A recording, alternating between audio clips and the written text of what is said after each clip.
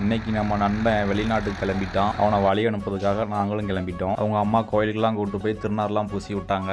அடுத்ததாக நண்பனோட லக்கேஜ்லாம் தூக்கி காரில் போட்டுட்டு நாங்கள் கிளம்பிட்டோம். நண்பனுக்கு எங்கே டிக்கெட் போட்டிருக்காங்கன்னா கேரளா திருவனந்தபுரம் ஏர்போர்ட்டில். கேரளானாலே சொல்ல வேண்டாம், அவ்வளோ அழகாக இருக்கும். அதுலேயும் இப்போ உள்ள கிளைமேட்டுக்கு அவ்வளோ அருமையாக இருந்துச்சு. போகிற வழியெல்லாம் ரசிச்சுக்கிட்டே போனோம். அடுத்ததாக நண்பனோட பான்சரில் எல்லாருக்கும் சாப்பாடு. கேரளா ஸ்டைலில் பரோட்டா, சிக்கன் கறி, சிக்கன் பொடி, பீஃப் கறின்னு அடித்து நொறுக்கியாச்சு.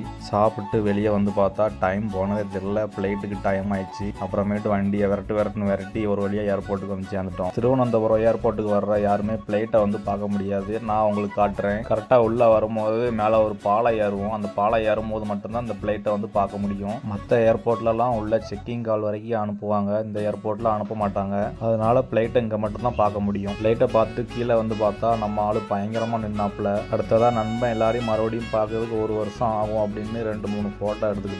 அடுத்ததாக நண்பன் பாஸ்போர்ட்டை எடுத்துகிட்டு உள்ளே கிளம்பிட்டான். அவ்வளோதான், இதுக்கப்புறம் நம்மளை உள்ளே விட மாட்டாங்க. அடுத்ததாக நாங்கள் இங்கே நின்று நண்பனை பார்த்து ஃபீல் பண்ணிக்கிட்டே இருந்தோம். இந்த இடத்துல நிற்கிற எல்லாருமே ரொம்பவே அழுதுகிட்டு இருந்தாங்க.